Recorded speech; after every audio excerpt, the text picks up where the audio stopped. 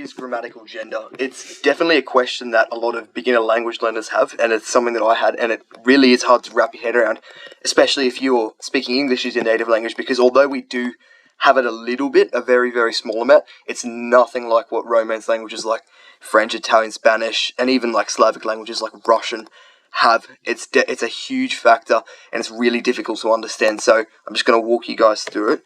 So basically, what is grammatical gender? I do understand why you're confused, because when you try and look up what it is, you get this kind of rubbish definition. So in linguistics, grammatical gender, system is a specific form of noun, blah, blah, blah, blah, blah.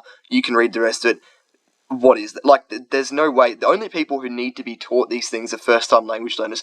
But it's a doozy, because a first-time language learner is not going to be able to understand that. It's a catch-22. So I don't even know why it's explained that way, because nobody who knows needs to re-understand, and people who don't know are not going to be able to understand that. So basically, what grammatical gender is it's a system in languages, not in all languages, but a lot of them, where nouns, so objects, cars, dogs, houses, people, everything, every noun is given a gender, even if it's not a living thing. So that is a little bit confusing to understand, but basically, every object is given either masculine or feminine. It's denoted that. So when you talk about an object, say you say the thing, as you can see with the L and the la, that's an example of Spanish, you use a certain the to describe it based on whether it's masculine or feminine. So masculine words would have L in Spanish, and feminine words would have la. That's basically what it is. It doesn't make any sense if you try and look at it from a why do these have genders because they're not alive perspective, because it's denoted that because of age or ancient grammar rules that have just been passed down. So in English, we don't really have grammatical gender. The only grammatical gender we have is in saying like he and she. Some languages have like the same, if you imagine that for he and she, they just have the same word. And you can kind of wrap your head around that. Like, yeah, I guess you could kind of have one word for that.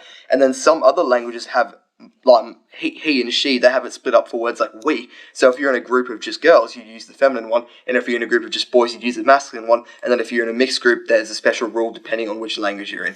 But can you see how like they do assign nouns a gender, and it's based on nothing, it's arbitrary. So usually words like men will be masculine, words like women will be feminine, and things to do with them like boys, granddad, dad, all those words are all going to be masculine, same with feminine. When it comes to arbitrary, what's the word? When it comes to nouns that aren't really, don't have a gender in actuality, because obviously, like men and women have a gender in actuality, it's pretty easy to go, these words are masculine, these words are feminine. When it comes to words like house, car, just things that don't have a gender, they're usually just arbitrarily assigned a gender. So, for example, in Italian, the word apple is feminine, mela, you don't need to remember that. And then a word like, what's an example? Vestito, which is dress, is masculine. I don't know why dress is masculine. As I said, it's arbitrary. Sometimes you can guess it, sometimes you can't. Sometimes the ending of the word will indicate what gender it is. And it's just something you have to wrap your head around. So don't try and go in trying to get it all right. Literally just start learning it, fail, and you will eventually understand how it works with those things. Examples of grammatical gender. So you'll probably wonder what words grammatical gender applies to. Generally, it applies to nouns, but then it affects a bunch of other words. So when nouns are described, for example, the adjective, an adjective is a word that describes a noun, so like hot, cold, big, small, the ending of that will change, which is really weird because in English, it doesn't matter. You could say, big boy, big girl. The word big doesn't change depending on gender. But in other languages, the adjective ending usually changes to reflect gender. So as you can see on the right, there's a picture of my notes in Italian. When you say my, for example, on the left side of the page, you can see in blue it's mio, but in pink it's mia, because depending on what you're talking about, whether it's masculine or feminine, you use mio or mia. In Italian, by the way, words ending in O are usually masculine, words ending in A are usually feminine. So that's kind of helps. But we don't have that, obviously. In English, we just say my. But in Italian, it's split in two, for masculine and feminine. This also affects some other words. So not just adjectives, it also affects pronouns.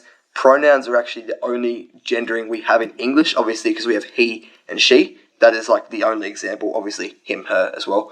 But that's the only example we have of gendering English. Other than that, it's gone. With other languages, it's not like they might not have gendered adjectives, so you do have to judge it on a case-by-case basis. With Romance languages, so French, Italian, Spanish, Portuguese, Romanian, those languages, they do use genders. Some languages actually use more than two. They actually have three, so Germanic languages often have more than two. I know Dutch, for example, used to have masculine, feminine, and neuter, and now they have common and neuter, so masculine and feminine became one gender. It's really complicated, so you'll just have to kind of judge it by the language you're going into.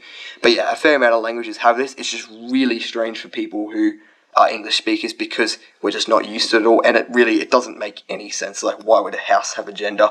It's based on, if you must know, it's based on ancient grammar rules that have just been passed down, and it just happens to be that way. And English doesn't happen to have it really anymore. It's basically been eliminated for simplification. But yeah, that's basically everything. Thank you.